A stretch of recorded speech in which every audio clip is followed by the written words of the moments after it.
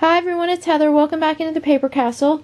This is a quick what sold this week video because I have a bunch of things leaving today, and I think the majority of them you haven't even seen in a video yet because well, I haven't even made a video with them in it yet. So if I don't show these things to you guys now, then you'll never see them. So, let me start with, well, these two things I think you did see in my last video. The first one is this little girl. This is a Lefton birthday angel. She is dated 1957. She's from April, as you can see here. The only thing wrong with her is that she has all these little roses on her dress, and one of them right here just popped off. It was glued on, so I mean it didn't crack off or anything, it just popped off. So I don't know how easy it is to find another one that would go on it, but you know, like I've said, I've sold broken and damaged things a lot over the past 11 years on eBay. But the funny thing with this one is I had it up for auction for $19.99 plus shipping.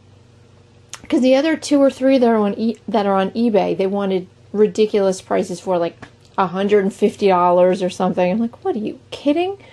So I put mine up at auction for $20, and I'm like, if I get $20, I'll be happy, because I paid $25 for this. And I think it was about 5 days into the auction. Nobody had bid yet. Some lady sends me a message, and she's like, hello. She's like, would you accept $14 for this? And I will gladly accept the damage to her dress. I was like, oh, wasn't that big of you? So I kindly said no, because I had a lot of watchers on that little piece. And I said, sorry, I will not accept your lowball offer or your condescension. So thank you very much. Goodbye. That's not how I said it, obviously, but anyway. So I did sell it for $19.99 plus shipping. Buyer hasn't paid yet, but she did email me and tell me that she's going to. So hopefully it's not one of those who, you know, wins an auction and then falls off the face of the earth. At that same rummage sale that I got her at, I also got one of these wheat straw boxes. These house boxes where the lid pops off, and this is a Swiss Chalet box. I'd never seen one like it before. These always sell pretty well. Again, paid $25 for it. Sold this today for $20 plus shipping, and this is going to San Diego, but it's going first class, so don't have to pay much in shipping for that. Then I bought a boatload of these, I think like 2 years ago now, and I still have some left. These are Kelly Perky planner stamps from Hero Arts. There was a sale. I don't think they've done it since this last one a couple years ago, but they had a yard that was absolutely jam-packed full of stuff. They had departments in their yard. There's a craft department, a costume department, a housewares department. It was insane. And they did it all for charity. And somebody had a connection to Michael's or whatever, and they would get the things that didn't sell, and they would sell them dirt cheap at the sale. So that's how I got a hold of all these stamps. So I sold this one for $8.99 with free shipping. And I think I might have paid, I don't know, 10-20 cents for it. Then I sold this set of country music DVDs. These I got at the library sale at their big annual book sale back in the spring. I got them on bag day, so each one of these I think cost me 10 or 20 cents a piece. So in it there's all these Country Legends live DVDs from Time Life, and if you guys have watched me before, you know I love to buy Time Life stuff, CDs, DVDs. Not all of them sell really well, but a lot of them do. So make sure you keep on the lookout for those when you're out and about. But I found 4 of these, because on bag sale day, all the DVDs are scattered everywhere, so you really, really have to look and look and look. So these were scattered all over the DVD section of the sale. So I found those. Couldn't find any more that went with the set. But then I found this, 2 of these Opry videos, classics, the love songs and legends. And then these were individual ones about individual performers. Tammy Wynette, Merle Haggard, Chet Atkins. So I figured I'd put them all together in a lot. I put them up at auction for $25 plus shipping. They're going medium mail. And they sold last night. So not bad for, I don't know, I might have paid $2. I don't even think I paid $2. Yeah, under $2 for those. Then there's a little tiny rummage sale up in North Jersey, about 40 minutes from here, 45 minutes. It's very small, but I always end up finding good stuff there. It never disappoints. And they had a bunch of needlepoint and some craft stuff there. So, and they put 100 pictures on their website, so you know exactly what's selling, what they're selling, and where it is. So you can plan it really well before you even walk in the door. So of course I walked in the door, went right over to where the crafts were, and just filled my bag with all the needlepoint kits and craft stuff that they had. And I think I paid $6 for all the kits and craft related stuff that I got. So this was less than $1. This is a wee bit, I think this might have been 50 cents or something. But I've sold these in the past, these little peg looms. Comes with the needle and the instructions. I think these date from like the 1940s. So I already had this, and then I went to our local, we have a local thrift store that is connected to our hospital. And it's a little higher end thrift store than most. But every year they have a yard sale where they kind of liquidate a bunch of their stuff. And I found this other loom. I'm not sure if it's a weave it, because it really doesn't look like it is with the pegs spaced the way they are. But it's made very similar. So I put them together. This also cost me about, I think it cost me like 60 cents. I put them together. Sold this morning for $22.99 with free shipping, and that's going to South Carolina. Then at that same sale about 40 minutes north, this was one of the needlepoint kits that I got from there. It kind of creeps me out. I'm not a big fan of faces. Ask my mother. Anything with a face in it like that just creeps me out. But anyway, this is from Danish Design by Perman of Copenhagen. Hope you guys can see that. And it's from their Americana line. I got this also for about 50 cents, something like that. And sold it last night for $35 plus shipping. And that's only going to Piscataway, New Jersey. So that's only about 40 minutes away from here, if that. So I told my husband he should just drop it off on his way to work.